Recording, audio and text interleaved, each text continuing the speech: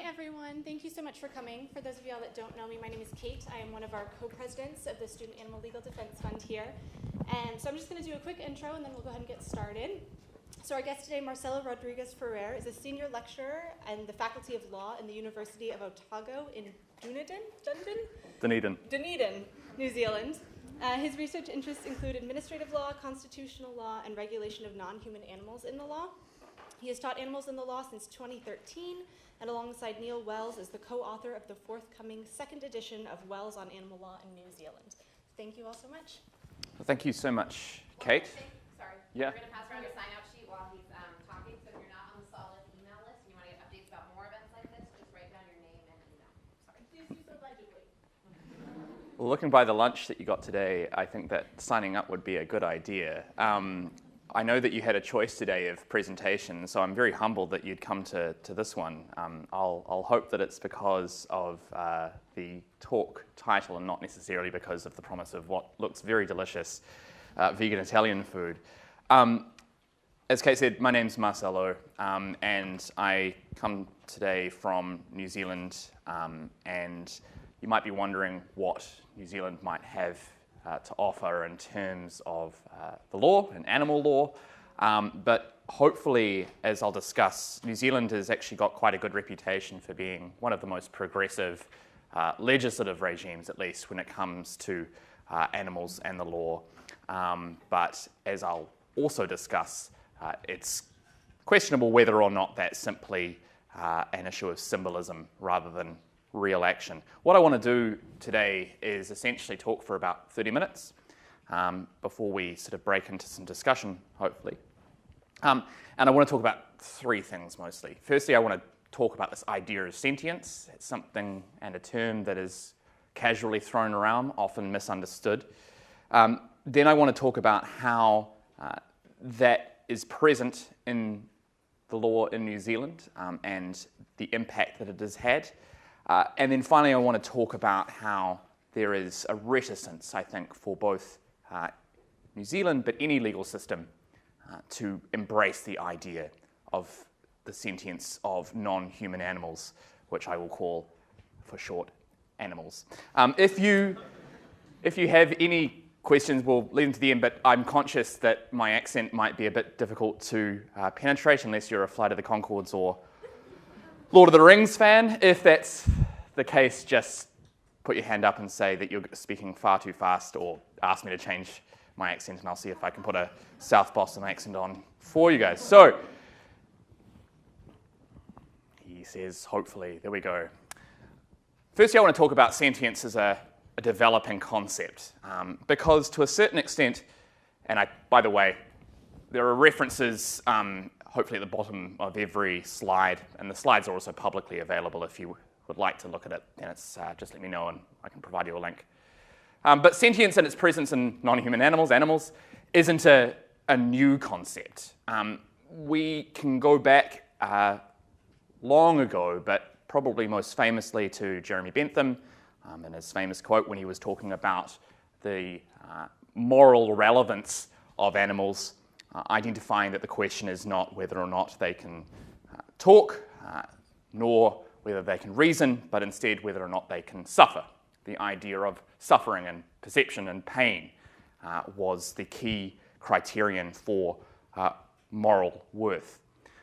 But in the 19th century, end of 19th century, early 20th century, the idea of behaviorism and behavioral science really sort of quashed the idea of sentience being a fundamental criterion for determining moral worth. Behaviorism was driven by the idea that we ought to look at observable behavior only when we're considering the experiences of animals, and the subjective experiences of animals, intentions, emotions, just as they would be irrelevant in humans, ought to be irrelevant within animals. And any identification of emotions, positive or negative, in animals was simply anthropomorphism, the projection from humans to animals about human emotions. It was the advent of modern welfarism in the 1950s and 1960s, however, that compelled a bit of a shift, and the idea of sentience being a legitimate concept, that animals, other than humans, can experience positive and negative emotions. Welfarism was simply the idea that we ought to care for animals, not simply not be cruel to them. And so the idea that it's important for those in charge of animals and those who own animals to take care of them really was predicated on the idea that animals do have the ability to experience positive and negative emotions. If they were simply robots, then there would never be an obligation to ensure that they have negative and positive experiences.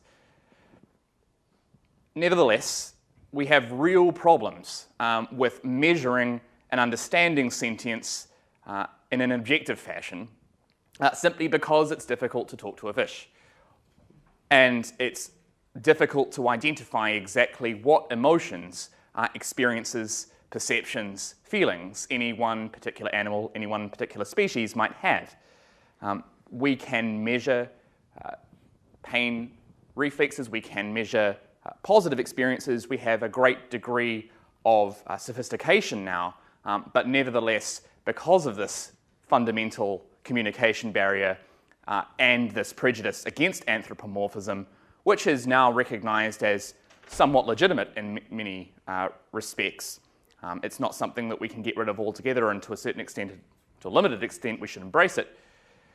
But nevertheless, that has been the core stumbling block in terms of actually understanding what sentience means. So, what is sentience? Well, let me go through a definition that I like from Donald Broom, who's an emeritus professor at Cambridge, the other Cambridge. And I like his work on sentience because I think that it is a more encompassing explanation of what we mean by the idea of sentience. It's difficult to define conclusively, but Broom identifies essentially 5 criteria. Firstly, the idea to evaluate the actions of others in relation to itself and third parties, to remember some of its own actions and their consequences, to assess risk, to have some feelings, and to have some degree of awareness. Those 5 criteria can be a good starting point, if anything else, for determining whether or not a species, an animal, can be classified as sentient. To provide a little bit of an illustration on that, this is one of the experiments that Broom has undertaken recently. It's all to do with pigs and mirrors. So, if you can see here, this is how the experiment works.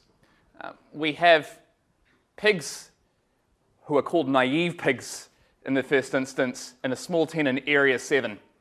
And we have a food source here in Area 3. A barrier prevents the pigs from seeing the food source. A fan is blowing the food smell away from where it is. What they can see is a mirror. And what the pigs in Area 7 can see is that this is the apparent position of where the food bowl is. Now, released into the small pen, the pigs in the first instance go straight to Area 1. The naive pigs, fair enough, are fooled into thinking that that is exactly where the food is. A second set of pigs, however, 4 to 6 week old pigs, are essentially left alone in another area with a mirror. And they're given just 5 hours to look at the mirror, understand the mirror, explain what the mirror is to themselves. Then those pigs are put into Area 7. 7 out of 8 of the pigs understand that this is a mirror. 7 out of 8 pigs went straight to Area 3 first. And that's an indication to a certain extent of how we can explain sentience in a practical fashion. Not simply talking about whether or not animals can feel pain, but as discussed, an idea of whether or not they have the ability to remember, to experience and to evaluate the actions of themselves both in the past and the present. This degree of awareness, this ability for these pigs to understand what a mirror is with only 5 hours of experience and exposure to a mirror is relatively remarkable. Query whether or not I would be able to do the same thing, frankly. But I think this is a better idea of what we're talking about when we talk about sentience. This ability to have awareness, to have experiences, to assess risk, to have much more than simply positive and negative emotions. If we use this definition, all vertebrates, not just mammals, and some invertebrates meet this definition. So the usual complaint or sort of concern is that fish, for example, aren't sentient. Fish don't have perception or consciousness as we understand it. But some pretty good data in 2010 by Victoria Braithwaite, amongst others, has sort of conclusively shown that fish have the ability to meet every single one of these 5 criteria. More than that, some cephalopods, your octopi and so forth, also have the ability to do so. It's simply an understanding of which species have the ability to meet this definition, how, and to a certain extent, why. So if that's what we mean by sentience, as all the lawyers in the room will probably be wondering, how does it work into the law? Well, and hopefully this isn't too sort of New Zealand specific, but I will try to make it as American or at least international as possible.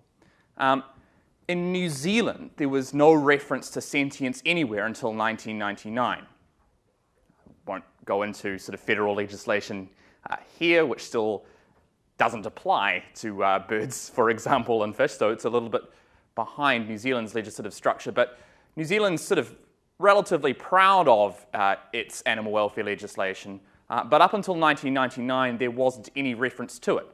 The only passing reference at that stage in 1999 was by reference to the purposes of research, testing, and teaching involving animals. So our legislation covers what happens and what the responsibilities are for those involved in animal research.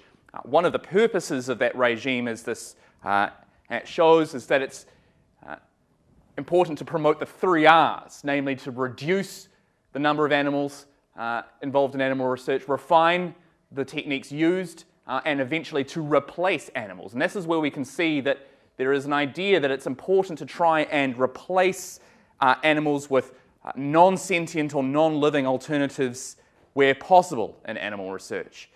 This is obviously indirectly accepting that animals are sentient, because otherwise why would you need to replace them with non-sentient alternatives? So this was established in 1999, and to a certain extent that's all we had. In fact, in terms of case law, we didn't get a reference to animal sentience until 2013. There's a case called Turner, which references when it's referring to a dog attack. Under our dog control legislation, there are a range of offences which occur and consequences that follow depending upon the viciousness of a dog attack. But this case indicated that the legislation that governs this is a recognition that dogs are sentient, insofar as that not all contact between dog and another person or animal doesn't necessarily signify hostility. There is the ability for the dog to have a varying degree of emotional interaction with another animal. So, to a certain extent, we see sentience in the legislation indirectly. We see a reference only passing in case law, and similarly, only passing reference to sentience by central government. New Zealand isn't a federal nation, so our national animal welfare strategy is something that governs the entire country. And as our strategy, which is essentially the policy document that our government departments work when referring to animal welfare, You can see here that there is an idea that animals are sentient. This is why animal welfare matters. Also note, however, that animal welfare matters because of the reputation of New Zealand more than anything else, which I wouldn't necessarily put high up there as to why we should care about animal welfare. But nevertheless, there is a recognition by central government that animals are sentient. And so to a certain extent, we did have a little bit of reference to sentience of animals in New Zealand. Up until the Animal Welfare Amendment Act in 2015, however, that was only passing. The reason why I'm talking about sentience and the reason why I like it so much at the moment is because New Zealand was the first common law jurisdiction, that in the sort of English tradition, to recognize that animals are sentient explicitly and within primary legislation. The long title, or the purpose section essentially, of our Animal Welfare Act was amended, so now there is a specific recognition that animals are sentient. This was a major development. This got a lot of press. Your New York Times, which I understand publishes everything that's fit to print, had a press release, a small article about this. This was something that got good press in New Zealand and throughout the world. An idea that animals are sentient was significant, or potentially just symbolic. There are a few commentators in New Zealand that suggest that this is a massive change, that this will create a responsibility for those in charge of animals to provide for positive experiences, not simply prevent negative ones. And that would be a remarkable change if that indeed was the implication of this inclusion of sentience.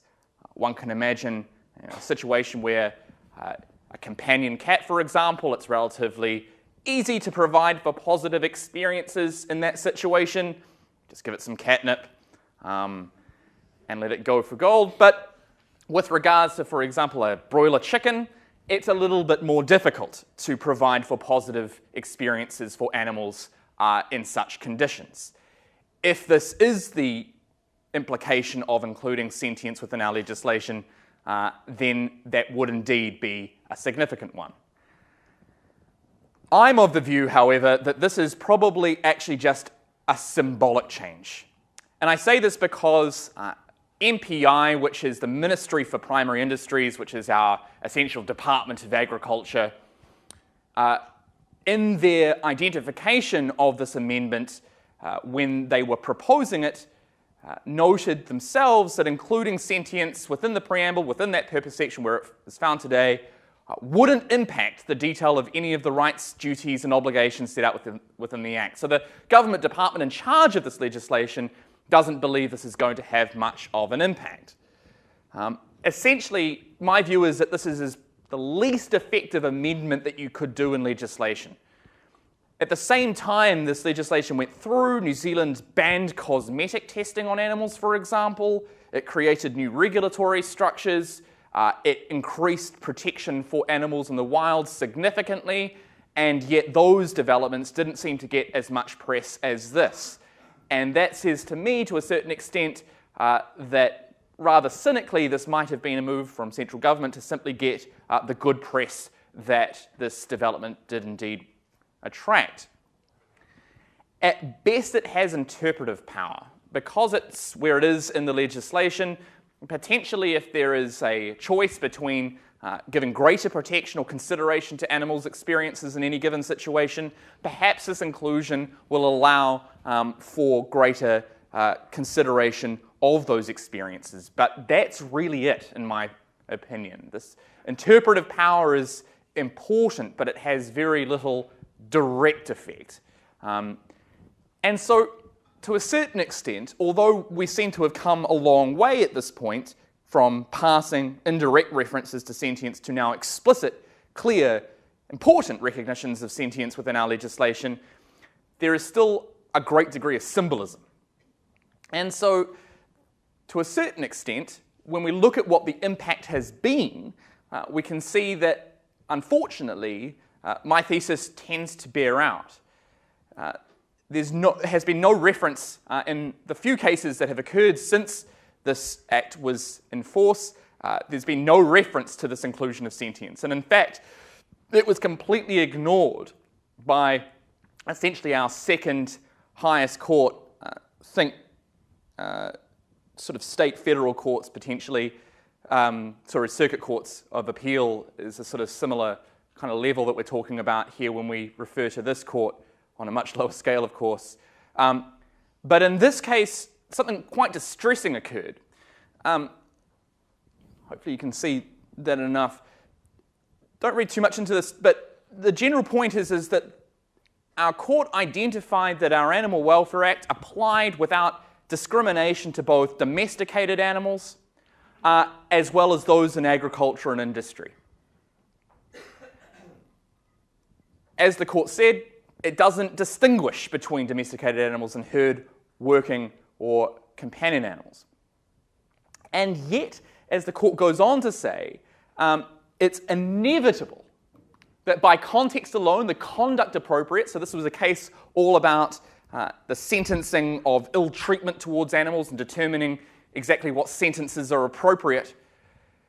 The court notes that by context alone, the conduct appropriate to farm herd animals, for instance, will differ from that appropriate to a single urban companion animal.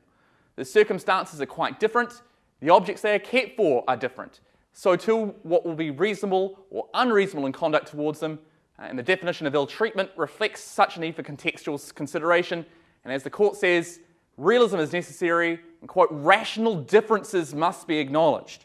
I find that ironic given there isn't a rational difference between a rabbit, for example, kept for meat production, a rabbit which is a pest, which there are many of in New Zealand, or a rabbit in a companion animal situation. The sheepdog, for example, just to really drive home the New Zealandism of this presentation, the sheepdog that is used to round sheep versus the poodle that is kept as a companion animal, there's no rational difference between these two animals. And yet the court is seeming to say that there is a rational difference insofar as that their function is different. This case was released in July of this year, 2 years after the Amendment Act that referred to sentience was enacted. And so the symbolism of that is relatively clear when in our second highest court persists with this idea that there is a rational difference between those animals kept as companion animals versus those used in agriculture.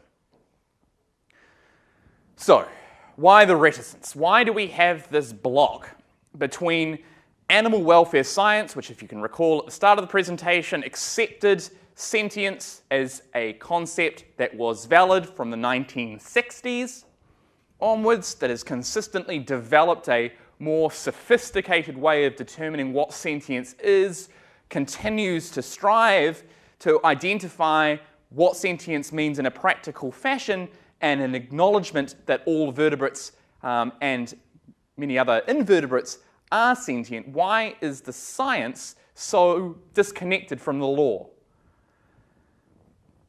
The key to understanding this is what would occur if we started really shifting what animal welfare means in practice, and what would happen if we use sentience as an animal welfare baseline.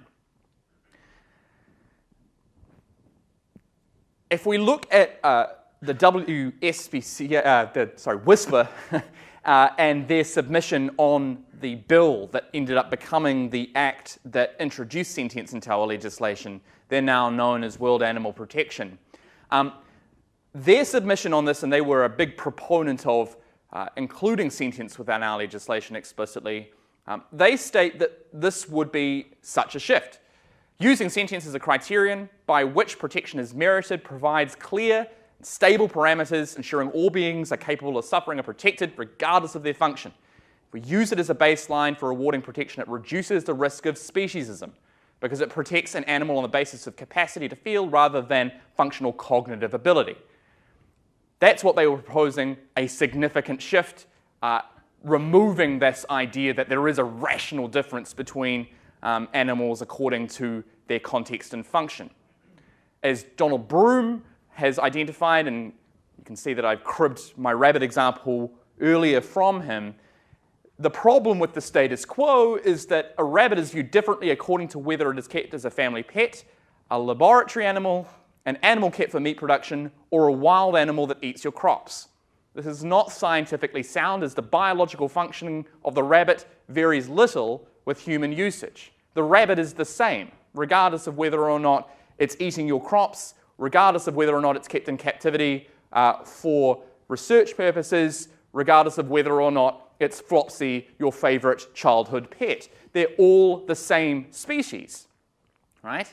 They're all the same animal, and yet the protection that is afforded to said rabbit changes according to its function under the status quo. If you shifted to an idea of sentience as a baseline, you would eliminate this speciesism, this difficulty in identifying what protection is afforded to an animal according to their function, and instead base it upon exactly what kind of perception and feelings and experiences it has. So the necessary implication of really embracing sentience within the law is to dismantle speciesism. For those who aren't familiar with the idea, if I've been throwing this around a lot, it's simply the idea that the moral worth and moral status of a being is contingent upon what species it is. So, for example, humans are morally superior to, for example, rabbits, simply by virtue of being human. That's the idea of speciesism. And accordingly, using this sentience as a baseline would be to show that that is a problematic mechanism for determining moral worth and protection. So our Animal Welfare Act, and yours, and basically every modern animal welfare legislation throughout the world is inherently speciesist. Why? Because, referring back to that case earlier, our identification and the definition of what it means to ill-treat an animal is contingent upon whether or not it is unreasonable or unnecessary in the circumstances. That means when we, once again, to really New Zealandify the situation, dock the tail of a sheep, we would never do that when it comes to a cat. The reason that we do it with a sheep is simply because it is necessary. Now, there will be arguments that it is important to do so to prevent disease and so on and so forth, but it's certainly not necessary to do that without anaesthetic, and that is prescribed legal practice in New Zealand. You would never be allowed to do that to a cat. The reason why is because of this definition. It is both unreasonable and unnecessary to dock the tail of a cat. Accordingly, if that's the baseline that we've got at the moment, to shift to this idea of sentience as a baseline for our animal welfare legislation would be to have a massive paradigm shift, one that New Zealand certainly isn't ready to embrace. I think, unfortunately, certainly one that doesn't seem to be throughout the world is around the corner. And the reason why this is so problematic is because if we look at our 1878 legislation, which is when New Zealand first got a Cruelty to Animals Act, the same definition of ill-treat is present. Almost word for word, it is the same. And so our ideas of what ill-treatment and our conduct towards animals should be based upon is based upon 19th century thinking rather than 21st century thinking. So, what have I done?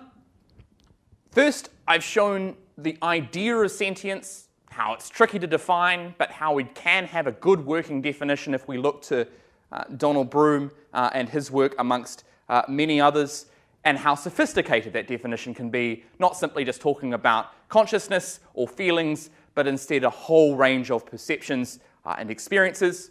Second, I talked about how that is present in the law currently, but how that presence is largely symbolic. And finally, I talked about why there is such a reticence to move beyond symbolism The fundamental idea behind that being that to do anything more would require a significant paradigm shift. Happy to take questions at this point, but thank you very much for listening.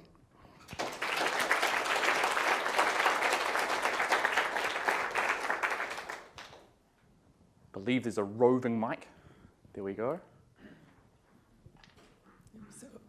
So official. I was just curious about what you think about the docking of dogs' tails and sometimes ears. And I don't know if it's just in the U.S. or if it's worldwide, but that doesn't have a specific purpose like preventing disease, but it's an aesthetic thing that's associated with the breed. So I'd be curious to hear your thoughts on that. It's a good question. In New Zealand, we're introducing regulations that are banning that, in fact, and at least with dogs' tails. We've already prevented the docking of tails' ears, pinning them back for a number of years, since 1999, I believe. And that's a really good example, isn't it, in terms of understanding why we would say that that is appropriate, depending upon what definition we use for ill-treat, depending on what definition we use and philosophy we use for animal welfare, it's difficult to see how that would ever be permissible. Yeah.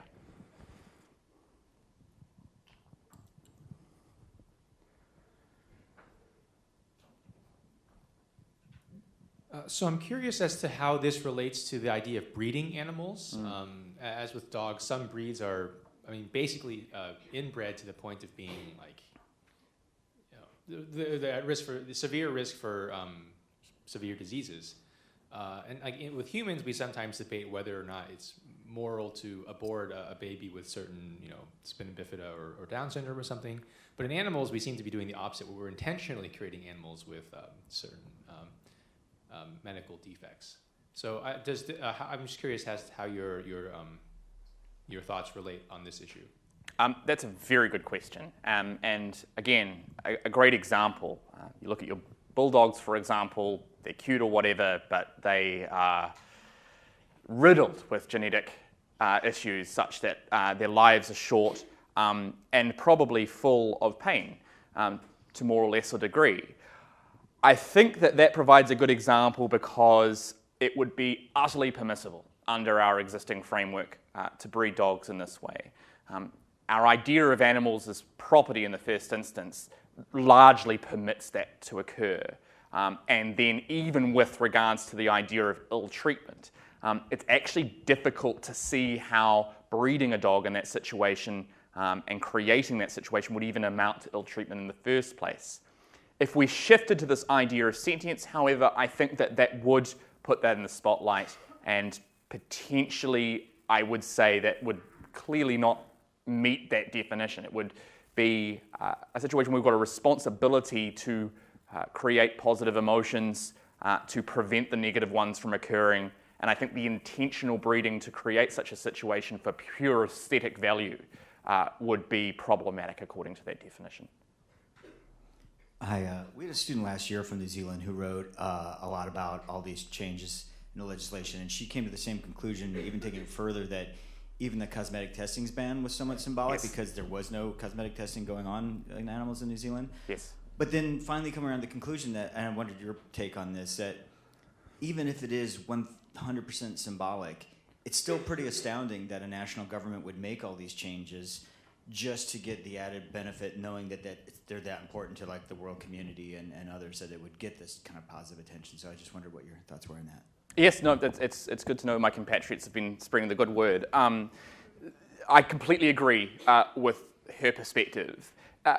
Don't get me wrong, I don't think symbolism is a negative thing. I don't even think it's a neutral thing. I think it has positive connotations. New Zealand has long been about symbolic changes. So, for example, we were the first nation to prevent animal research involving non-human hominids, your great apes, for example, chimpanzees, bonobos, and orangutans, and yet that was purely symbolic because we didn't engage in research involving those animals, and yet it was an achievement globally and provided a poster child in the form of New Zealand for other legislative regimes to follow. And the fact that I'm even talking about this now here in the States, for example, is a good sign that this isn't an empty gesture. It's just not as significant as it may seem on first glance. It could be a lot bigger, it could be a lot better, but as I said, it would require a paradigm shift. But the symbolism itself, I think, is important in and of itself.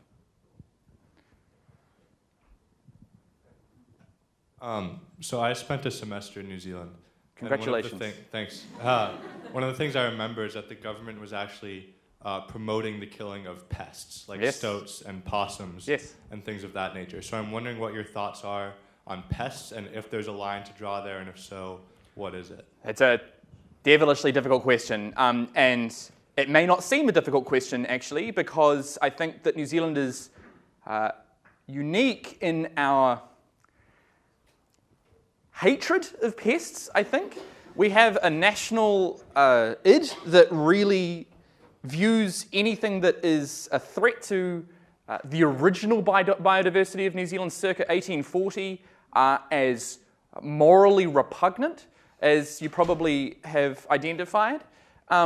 With your short time in New Zealand, we've just got this genocidal rage against possums and rats and stoats and so forth, because they threaten native species, right? So it's the idea, I guess, for example, in the same way as Americans killing starlings or something like that, introduced birds that tend to threaten native species, but on a far significant, much more significant scale. Listen, I think that this compels us to reconsider our views on that. And this, to a certain extent, provides a justification for why I'm a little bit cynical about these sorts of changes. Because you're right, insofar as that we have this national ideology that tends to view some animals as being hyper important and those that are worse for being alive, and accordingly treating them appallingly is deeply problematic. If we understood, for example, that possums, and they're different than opossums here, they're much cuter and fluffier, which shouldn't make a difference, but really does show exactly how much of a death wish we do have against these animals in New Zealand. If we understood that they, as mammals and fairly sophisticated mammals, have a significant capacity for both negative and positive emotions, and if we started to understand that, potentially the way that we go about getting rid of them would be different. Because currently we don't consider them to have, we treat them as if they are automatons, and that's deeply problematic. If you put a value on biodiversity, and there's nothing wrong with that, then you say that it is appropriate to trap and kill some species and for the benefit of others. But that shouldn't ever be licensed to kill in any way, shape, or form. It has to be based upon the minimization of pain and to the greatest degree if you engage in that at all. So I don't usually get a lot of rapturous applause into New Zealand audiences when I say that we need to start caring about possums a little bit more, but I firmly believe that that is the case. Yeah. I'm from New Zealand, so I spent a bit more than a semester there. Right. I'm curious. Congratulations. Yeah, thank you. I'm curious what policies you think would be effective in enacting that paradigm shift that you believe is necessary. Yeah, that's a really good question. I think getting rid of the definition of ill treat that I had up there before, that would be a major change, one that isn't on the horizon, but that is the problem. That is the nugget that has remained within the Animal Welfare Act since its 19th century genesis, and that is the real stumbling block. Our identification that the treatment of animals is contingent upon whether or not it is necessary or reasonable to engage in that sort of treatment is the huge stumbling block that prevents any greater consideration or facilitation of their positive and negative experiences. So that would be what I'd do, but not on the agenda as far as I can see. I'm loud enough. Has New Zealand done any work? Recording, sorry. Has New Zealand done any work on defining positive treatment and creating positive experiences? Obviously, like you said, really easy for our pet dog, but anytime I see anything on farm animals, and wildlife, but wildlife's probably more okay. But on farm animals, it's always how to not mistreat them. Has New Zealand led the way on like defining positive treatment for farmers, let's say, who are just kinder-hearted and want to know what to do? Yeah, so New Zealand certainly hasn't led the way on that. Again, sort of an identification of the cynicism behind it in terms of our scientific progress. New Zealand is often about efficiency rather than trying to prevent negative experiences, let alone enhance positive ones. I'm not too sure actually whether or not there is a great degree of research going into allowing or promoting those positive experiences. Obviously, the prevention of negative ones, larger cages, for example, is in its own weird way enhancing positive experiences, but only to an infinitesimal amount. But I think that would be evidence of a paradigm shift if instead it was not simply trying to limit the negative experiences but enhance the positive experiences. I think that that would be an implication of using sentience as a baseline for animal welfare.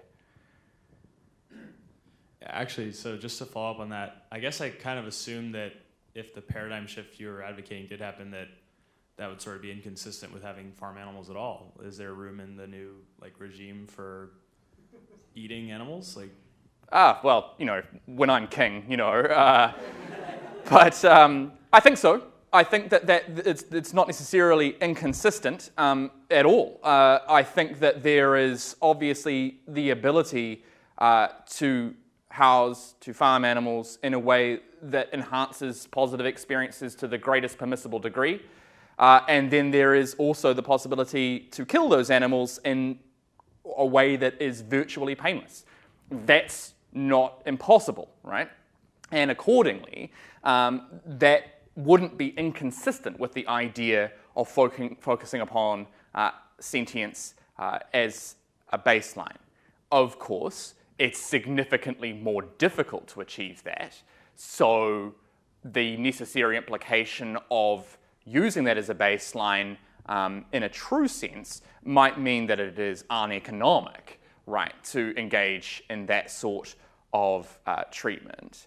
But I'm of the view that economics ought not to be a barrier when we've got these sorts of positive and negative experiences at stake. Hi. Hi. So I'm from France, and animals are considered sentient under French law since the mid-19th century. And actually, farmed animals were the first to be recognized as sentience, and it didn't help in any way. Actually, it didn't stop factory farming from proliferating, foie gras, and all those things. And in 2015, the Civil Code, which is the law that really regulates the status of animals, was amended to recognize the sentient of animals, but they are still considered property. And it was many scholars and the animal protection movement embraced that change as something highly symbolic and sort of implying that this would call for further advance for animals. But I think it's actually really counterproductive, because I don't think the legislator is coming back anytime soon to actually get the animals outside the property category. So it has no effect, and even more, it was, in my opinion, really counterproductive. So I wonder if you have any opinion on that, if you feel that recognizing sentience to animals in New Zealand might have the same effect. That's the danger of symbolism, that you take one step and then everyone hangs up their coats and says, job well done, and they go home. The problem with these sorts of advances, if they're not leading to any substantive or constructive change, is that they may prevent those constructive changes from occurring, as the French experience shows. We need to be alive to that, and I guess the point is New Zealand ought not to rest on its laurels. And we can say that we're very progressive and that this is a blueprint for animal welfare legislation throughout the world, but at no point shall we say that this is an achievement that has had constructive and, I guess, observable change, and that is the concern. That's a very good comment, and I think that adds a lot to the point I was making. Thanks very much. Any other questions? I have one, very quickly, before we Sure. wrap up. So you mentioned that the way that sentience was recognized, you think, could be problematic in that it's just sort of symbolic. Do you think that there's a way, either in this amendment or in the future, that sentience could be recognized in some other structural way in the law that could actually provide substantive change, or is that just going to be something that's part of a broader paradigm shift that needs to happen some other way? I'm not sure what form it would take, but changing the definition of ill treat to base it upon providing for positive experiences as well as preventing negative experiences would be the first step. That would be the paradigm shift, and that would be what the structural change would look like, I think. But would sentience, do you think, have a role to play in that? Yes, definitely, because that would be how you would define whether or not the positive or negative experiences have been promoted or diminished, respectively. You would be basing it upon a species-by-species analysis of exactly what positive experiences would be and what appropriate conduct towards those animals would be in any given instance, and that would be based on the species sentience baseline. Thank you so much. Join me again in thanking Marcelo for joining us Thank you very much. today.